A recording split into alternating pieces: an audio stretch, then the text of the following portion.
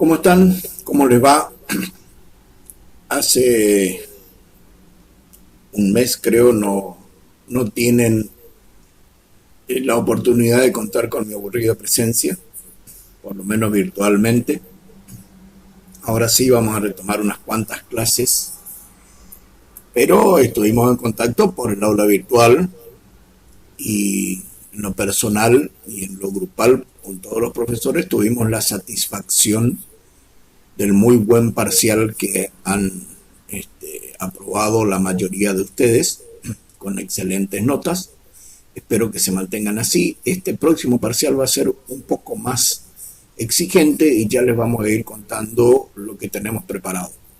Pero la idea es que lleguen al examen final lo mejor preparados posible y con todos los contenidos que podamos otorgarle para que ustedes puedan tener un examen completo. Lo que vamos a ver ahora es el tema 15, que es el primero de la unidad 4 o unidad D, que básicamente son una serie de elementos que les van a servir para interpretar lo que es la empresa agropecuaria, la economía de una empresa agropecuaria y la forma de administración de una empresa agropecuaria. Va a ser un marco, como su nombre lo indica, no vamos a profundizar demasiado, y la idea es que ustedes comprendan que existen una buena cantidad de herramientas que podrán usar en el futuro para el buen desenvolvimiento de la empresa agropecuaria o de la institución en la que ustedes se desenvuelvan.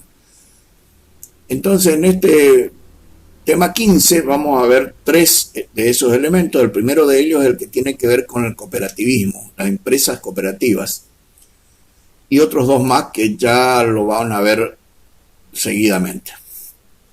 Bueno, estas empresas cooperativas tienen un origen que podríamos remontarlo a la era preindustrial, cuando las economías en todo el mundo se basaban en la producción agropecuaria y artesanal. Una condición que todavía supervive en muchos lugares del mundo, o sea, no es que hoy la revolución industrial llegó a todo el mundo. De hecho, en nuestro propio país tenemos grandes bolsones donde las economías se desenvuelven como la era preindustrial, es decir, como el siglo XVIII. Lamentablemente, o no, depende de la mirada que tengamos sobre la calidad de vida que cada uno busca. Esta revolución industrial, que se inició en la segunda mitad del siglo XVIII, comenzó en Inglaterra con el invento de la máquina de vapor y produjo grandes cambios socioeconómicos, nuevas máquinas y materiales, una productividad exponencial, porque la productividad en el periodo anterior era muy baja. Imagínense que era sin máquinas y fabricando todo a mano. La ropa, por ejemplo, se usaba durante años la misma indumentaria, tanto para los pobres como para los ricos. Los ricos tenían más variedad, pero la duración de la ropa debía ser mucho mayor, porque la producción que había en lo textil era todo manual, no existía industria textil, existían a lo sumo telares, pero no telares industriales. Un telar manual lleva 15 o 20 veces más tiempo de tejido que un telar industrial. Imaginen la diferencia de la que estamos hablando. Entonces uno se compraba ropa una vez en la vida y le duraba, no sé, 10, 15, 20 años. No existían las modas. Existían algunas variaciones de los nombres para abajo, pero la mayoría del pueblo no tenía modas como hoy las conocemos. Crecieron las ciudades porque las industrias estaban en las ciudades, se despobló el campo. El campo antes representaba en Europa 3/4 partes de la población, y en América, si bien no tenemos datos, se estimaba que 4/5 partes estaban poblado, 4/5 partes de los habitantes estaban en el campo, vivían en el campo, no en las ciudades. Las ciudades eran muy pequeñas durante la época colonial. hubo un gran aumento demográfico por una serie de razones que no quiero echarme demasiado acá, pero básicamente bajó muchísimo la mortalidad. Nació la sociedad de consumo y mejoró en general el nivel de vida. Ahora bien, esto no fue solamente positivo, hubo muchos aspectos negativos. Esa misma producción masiva hizo bajar la calidad de los productos. Nacieron nuevas clases sociales, muchas veces muy perjudicadas algunas. El trabajo infantil es lo peor, digamos, el trabajo infantil industrial, que es distinto del trabajo infantil rural, ¿sí? Son dos realidades muy distintas y lo realmente negativo del trabajo industrial de los niños. La deshumanización entre los empleadores y los empleados o entre las empresas y sus trabajadores, los consideraban siempre un elemento del costo y perfectamente reemplazable, que llevaba a una gran explotación laboral porque eran muy pocos los que tenían mano de obra calificada. La contaminación ambiental, porque no existía ningún tipo de cuidado sobre los desechos, y sobre todo estas grandes brechas entre proletarios y capitalistas, y lo que llevó a la aparición de las villas periurbanas. Es decir, todo este aspecto llevaba a todo este universo con todos estos aspectos negativos, llevó a un descontento en grandes masas de la población, que fue creciendo a medida que transcurrió el siglo XIX. Y ya a fines de la primera mitad surgieron movimientos reivindicatorios de esta situación. Lo que se llamó la economía socialista. Apareció el socialismo en el mundo, que básicamente propugnaba que la economía no era solamente tierra, trabajo y capital, y que el trabajo no era un elemento más de la ecuación, sino que el trabajo tenía que considerar al hombre como el centro. Y que se llama así la economía socialista porque propugna que la economía es parte de la sociedad, es un elemento más en la sociedad y no el centro de la sociedad. Una de las manifestaciones más fuertes de esta economía socialista fueron las teorías de Karl Marx, expresada en el Manifiesto Comunista, que después con la obra de Stalin dio luz al comunismo, y que ustedes saben tuvo presencia mundial durante casi un siglo en lo que se llamó el bloque oriental, que hoy todavía pervive en algunos países como sistema socioeconómico. Este comunismo no nació como tal, nació como ideas socioeconómicas en este manifiesto comunista publicado el 21 de febrero de 1848. Y como les dije que la revolución industrial había nacido con la máquina de vapor, que primero se orientó a las hilanderías y después al transporte, todo esto empezó en Inglaterra, y fue justamente en Inglaterra, 4 años antes de la publicación del manifiesto comunista, que se fundó la Rochdale Equitable Pioneer Society en el pueblo de Rochdale. Y esto significa la equitativa sociedad de los pioneros de Rochdale. ¿Y esto qué fue? Fue la primer cooperativa moderna. Si bien existían algunos antecedentes ya incluso en Grecia antigua, no tenían mucho que ver con lo que hoy es el cooperativismo nacional e internacional. Estos pioneros de Rochdale fueron algunos más de todo el grupo que al mismo tiempo del grupo europeo, que empezó a crear cooperativas para distintos tipos de problemas, para solucionar distintos tipos de problemas socioeconómicos. En Francia fue para combatir la desocupación, y en Alemania por las dificultades financieras y productivas, es decir, no tenían acceso al financiamiento los pequeños productores y los campesinos. Y en Inglaterra, esta y otras cooperativas eran las denominadas cooperativas de consumo. Estas cooperativas de consumo, que después fueron muy, muy importantes en todo lo urbano. Esta cooperativa de consumo de tipo urbano fueron las iniciadoras de todo el movimiento mundial de las cooperativas. Y si bien las cooperativas agrícolas tuvieron gran importancia, las de consumo son las que se reprodujeron en mayor cantidad. Así que nuestra primera cooperativa era agrícola y de consumo. Agrícola, ¿qué significa? Que es una cooperativa que compra a sus asociados su producción agropecuaria y la coloca al mejor precio posible, pero al mismo tiempo de consumo, porque compra elementos a los mayoristas, compra mercaderías a los mayoristas o a las industrias y las vende a un precio más competitivo a esos mismos asociados, ¿está? Entonces, este modelo es el que tuvo mayor relevancia y mayor difusión en la Argentina. Este modelo de una cooperativa agrícola con un fuerte componente de consumo. Si ven algún delay en la transmisión, por favor sepan disculpar, porque realmente tengo problemas de Wi-Fi en la zona y quiero dejarle la clase por lo menos esta primera parte hoy. Así que sepan disculpar si en la grabación el sonido no sale al mismo tiempo que la imagen. Pero creo que es un problemita menor.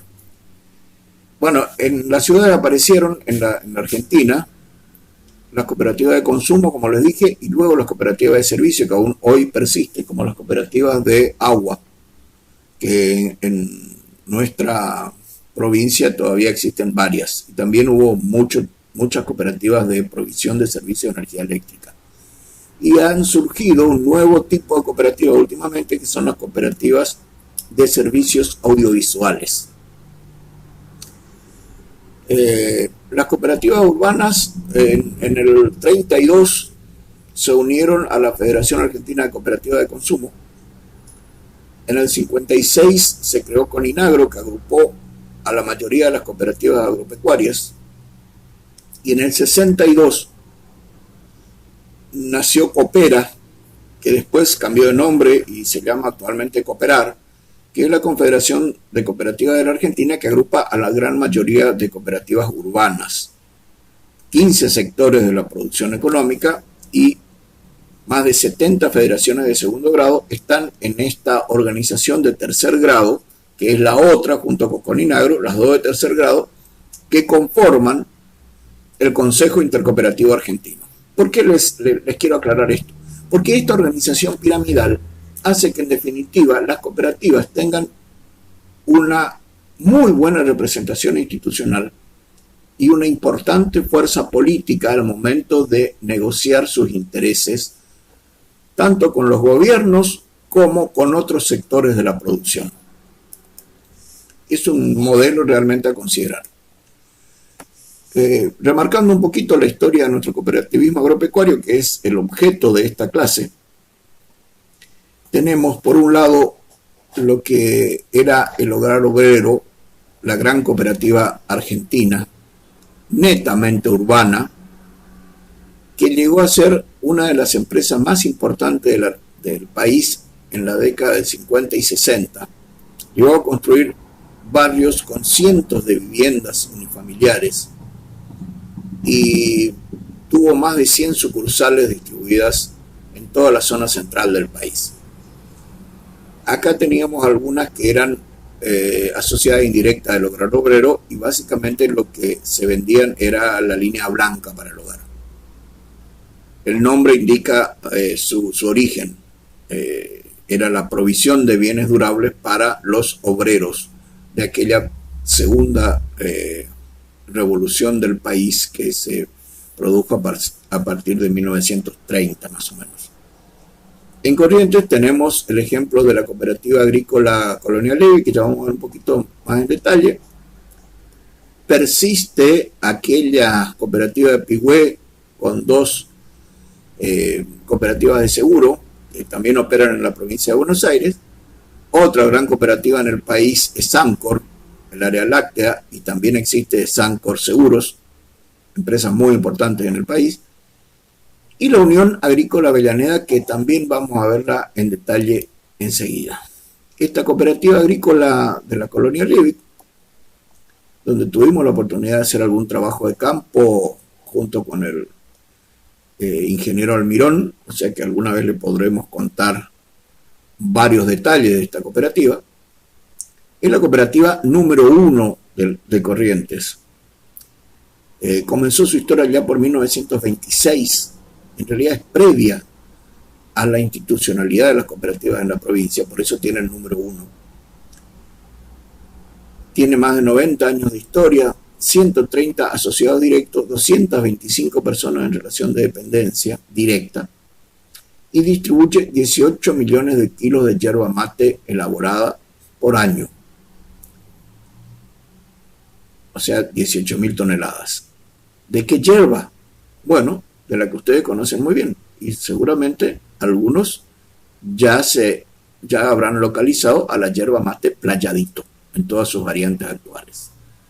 Su mercado más fuerte es Corrientes y tiene algún nivel de venta en Posadas y en Córdoba, pero básicamente vende para la ciudad de Corrientes y después distribuye en menor cantidad esas otras dos ciudades y algo en Santa Fe. Pero es una empresa muy, muy sólida. La otra empresa interesante es la Unión Agrícola Avellaneda, que si ustedes pueden tener después el video y ver acá, ya en su página web pueden observar que hay 3 banderitas, una de Estados Unidos, otra de Brasil y otra de Argentina. ¿Por qué?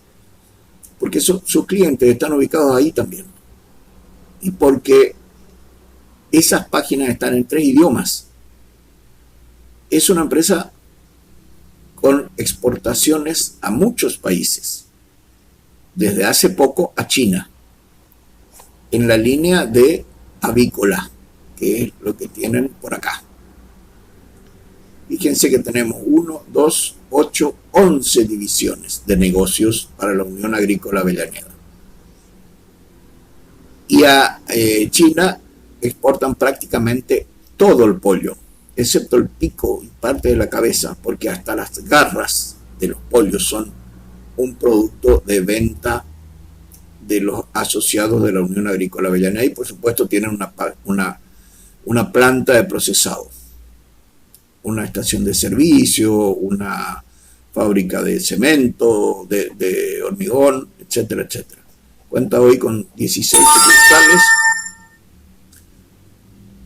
1.300.000 operaciones, 937 empleados y 1.736 asociados que a su vez tienen empleados de distinta dimensión.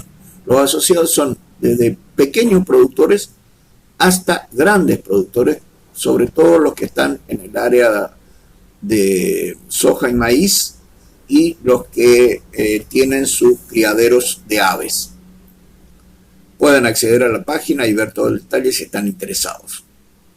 Hay varios egresados de nuestra facultad que están en los puestos directivos de esta cooperativa, que es la más grande del norte argentino. Si avanzamos ahora, vamos a la parte que es institucional. Lo primero que tenemos que ver en lo institucional, y por favor revísenlo y no lo pierdan de vista, es el tema de los principios cooperativos. Es fundamental que ustedes conozcan cuáles son los principios cooperativos. El primero de ellos, fundamental, es que la integración, la adhesión a una cooperativa es voluntaria y abierta. O sea, el primer principio que defienden es la libertad de elección. El segundo, la gestión democrática de los socios. No importa cuánto participen, cada socio tiene un voto en las decisiones. 1. La participación económica es un derecho y una obligación. Todos los asociados de las cooperativas están obligados a hacer un aporte económico, que puede ser en dinero, puede ser en trabajo, puede ser en especie, pero asimismo tienen el derecho de participar en los beneficios que producen los negocios de la cooperativa. La cooperativa defiende siempre su autonomía e independencia de cualquier otra relación institucional, política o empresarial. Es autónoma e independiente según nuestra ley y según la Alianza Cooperativa Internacional.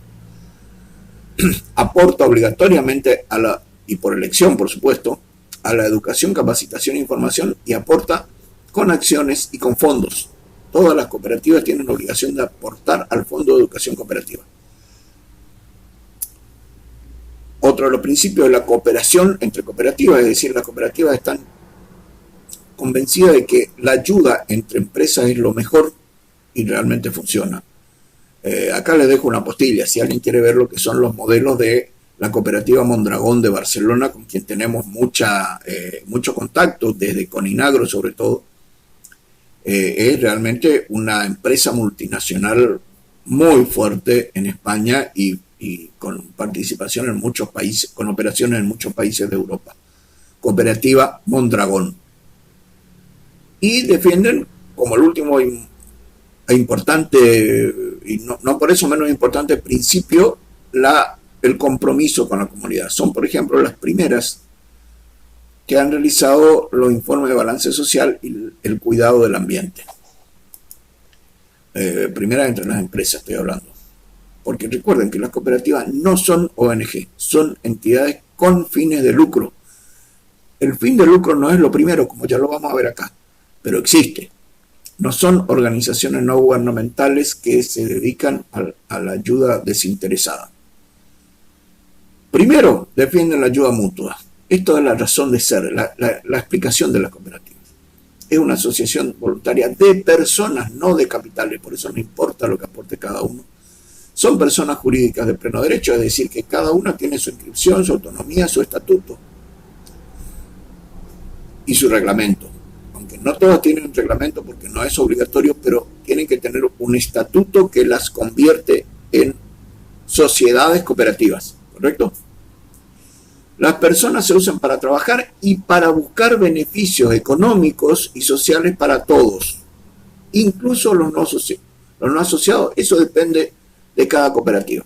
Hay cooperativas que extienden sus beneficios a los no asociados que participan con ellos y otros que solo lo mantienen para sus asociados. Depende del modelo de negocio. Su principal objetivo del servicio no es lucro, pero el lucro existe. Se rigen por la ley de sociedades cooperativas, como ya vimos, como ya nombramos, priorizan el espíritu de hermandad e igualdad, y todos los socios tienen los mismos deberes y derechos de acuerdo a su condición y a su categoría. O sea, no es una empresa comunista donde todos son iguales. Depende de sus condiciones, tienen deberes y derechos.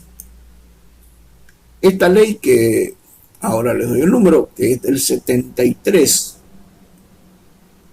y todavía persiste con todas las características, con muy pocas modificaciones, dice que las cooperativas son entidades fundadas en el esfuerzo propio y la ayuda mutua para organizar y prestar servicios. Esta ley 20337 además es muy explicativa de lo que son las cooperativas, respeta esos 7 principios que vimos, los respeta totalmente, como les dije, agrega algunos otros, y está regida por un organismo de control nacional que es el INAES, el Instituto Nacional de Asociativismo y Economía Social, y en cada provincia existe un organismo de control que es el que se encarga de 2 cosas muy importantes. Primero, el cumplimiento formal de obligaciones anuales o periódicas, es decir, controla las asambleas, controla el cumplimiento de la sindicatura, etcétera, la entrada y salida de los asociados, de los socios, y al mismo tiempo, y de acuerdo a la política de cada provincia, aporta apoyo técnico, pero también apoyo financiero a las cooperativas. Y eso es muy importante porque muchas cooperativas chicas necesitan de ese apoyo financiero para poder crecer. En Corrientes, Chaco y Formosa es la dirección de cooperativas, que en todos los casos depende del Ministerio de Producción, pero en Misiones existe un Ministerio de Acción Cooperativa. Es decir, que tienen un rango superior. ¿Por qué? Porque en esa provincia existen muchas más cooperativas como la de Colonia Lievi, no por la hierba, sino por el nivel de producción, el nivel de organización. Entonces se necesita un ministerio que sea el organismo de control.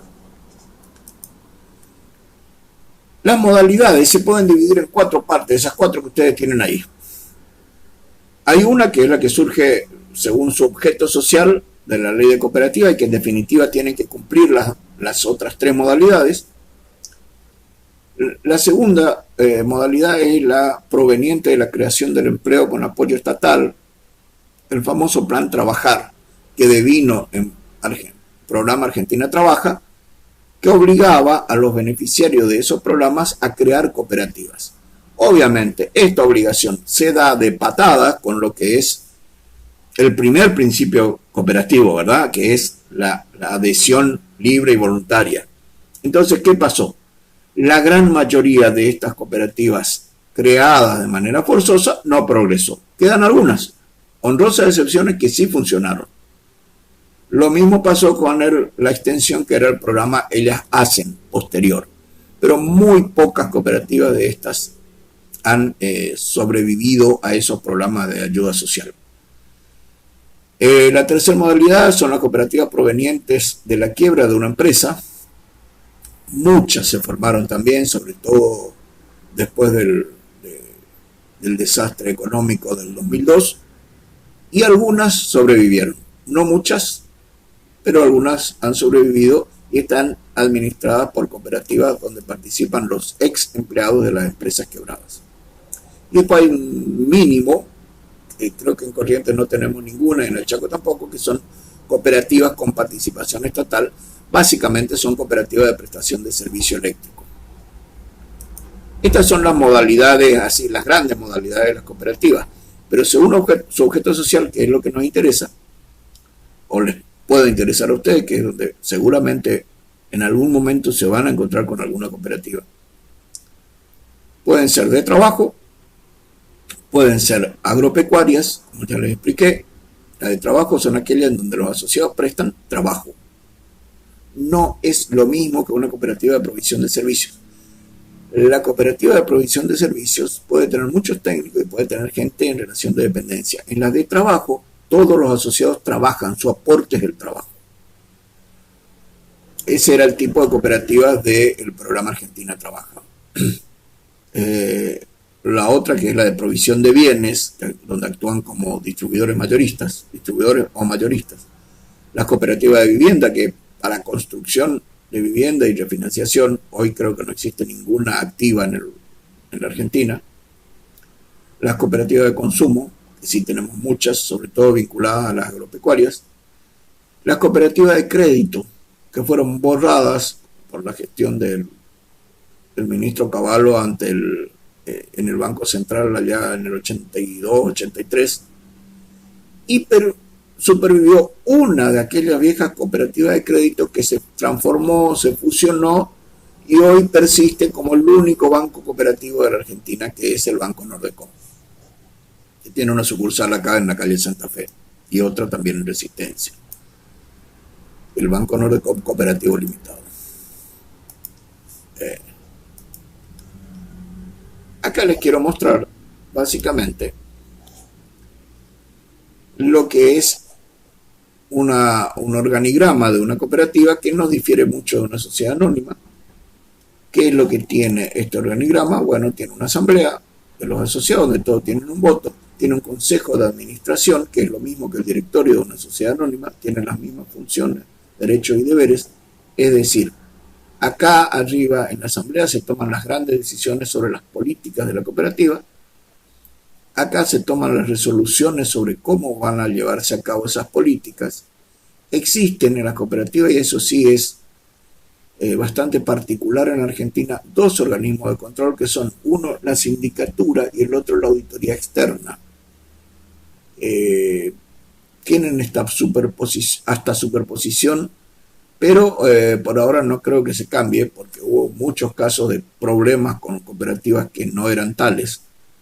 Entonces el Estado insiste en tener estos dos organismos, estos dos órganos de control, sobre todo para que no haya desvíos en los objetivos y que no dejen de cumplir con los principios cooperativos.